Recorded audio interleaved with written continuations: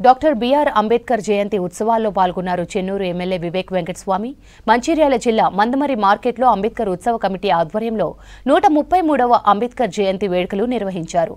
జెండాను ఆవిష్కరించి అంబేద్కర్ విగ్రహానికి పూలమాల వేసి నివాళులర్పించారు వెంకటస్వామి. వారికి ఒక ఉత్సాహం వస్తుంది, వాళ్ళందరికీ ఒక ప్రొటెక్షన్, వారికి అందరికీ కూడా ఒక వైబ్రేషన్. వారు రాంబాబు గారు చెప్పినట్టు ఒక వైబ్రేషన్ వచ్చి అరే మనము మంచిగా ఎదగాలి, మనం మంచిగా చదువుకోవాలి. ఎందుకంటే అంబేద్కర్ గారు ఇదే అంటారు, అజిటేషన్ చేయాలి, మనం అందరం కూడా మంచిగా చదువుకోవాలి. చదువుకున్నప్పుడే మనకు ప్రజలు గౌరవిస్తారు.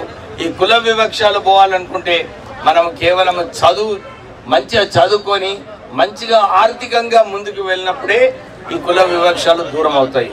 మనమందరం కూడా ఇది గమనించాలి. నేను చాలా చోట్ల కూడా ఇదే చెప్తుంటా, దళితులకు ఇన్ని సంవత్సరాలు రిజర్వేషన్ ఇచ్చినారంటే అది కేవలం బాబాసాహెబ్ అంబేద్కర్ గారి దయ వలన అందరికీ కూడా రిజర్వేషన్ కల్పించడం జరిగింది. ఈ రిజర్వేషన్ లో వచ్చిన వాళ్ళందరూ కూడా ఇదే ఆలోచించాలి, మన తోటి సోదరు దళితులకు ఎట్లా మనం సాయం చేయవచ్చు, ఎట్లా వాళ్ళకు మెంటోర్ చేయొచ్చు. ఎక్కువ పైసలు ఖర్చు పెట్టేది అవసరం లేదు, కానీ ఒక మంచి కల్చర్ డెవలప్మెంట్ వాళ్ళందరికీ కూడా ఒక ఉత్సాహంగా పరిచేలాగా మనమందరం కూడా దాంట్లో పాల్గొనాలని చెప్పి మీ అందరికీ చెబుతూ ఈ వచ్చే మన అంబేద్కర్ జయంతి సెలబ్రేషన్స్ ముందు ఇక్కడ మంచి కాంస్య విగ్రహం అందరికి మాట ఇస్తూ, దాంతో పాటు నేను ఇంత ముందు కూడా చెప్పిన ఒక మంచి అంబేద్కర్ భవన్ ఇక్కడ కట్టిస్తానని చెప్పి అందరికి మాట ఇచ్చిన. మన ఎలక్షన్లలో ఆ మాట 100% పూర్తిగా చేసుకుంటా. ల్యాండ్ అయితే ఉంది కదా, ల్యాండ్ ఉంటే కట్టించే బాధ్యత నాది, నేను చెప్పిస్తా. సరేనా? జై భీమ్. ఒక్క అప్పీల్ అయ్యా ఒక్క అప్పీల్ మీ అందరికి, అందరూ సంఘాలకు అందరికీ కూడా అప్పీల్, మీరు సంఘాల విభేదాలు తెచ్చుకోకండి, ఐక్యంగా ఉండండి. ఎప్పుడైతే ఎస్సీలు ఐక్యంగా ఉంటారో మన దమ్ము ధైర్యము అందరికీ కూడా మంచిగా తెలుస్తుంది, మనం కొట్లాడొచ్చు. ఎప్పుడైతే సంఘాలు ఒక సంఘంలో 10 మంది ఉంటారు, ఒక సంఘంలో 20 మంది ఉంటారు, ఒక సంఘంలో 30 మంది, అంటే 10, 20, 30, కానీ అందరు కలిసి ఉంటే ఎంతమంది ఉంటారు? మనకు 100 మంది ఉంటే ఎంత బలం ఉంటుంది? మనం అది ఆలోచించాలి. విభేదాలు పక్కకు పెట్టండి, అందరు కూడా ఐక్యంగా ముందుకు వెళ్ళాలి.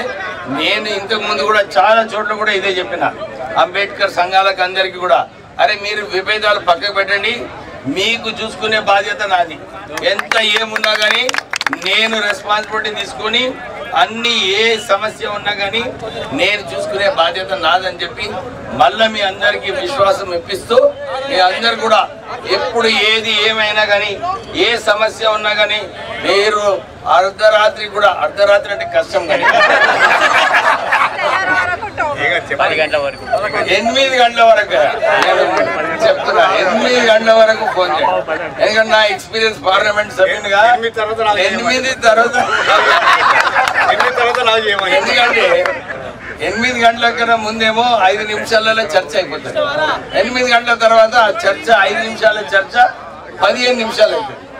అర్థమైంది కదా మీ అందరికీ?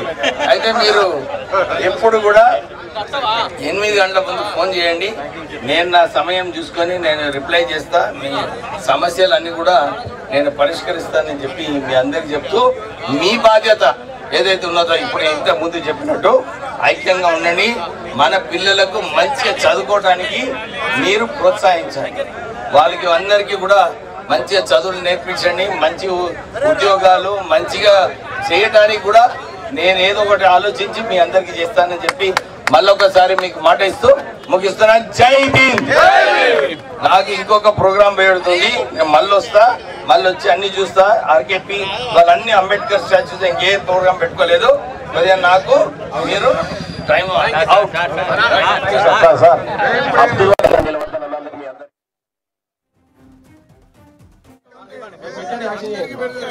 పెట్టినట్టు యాక్షన్ చేయండి, సరిపోతుంది.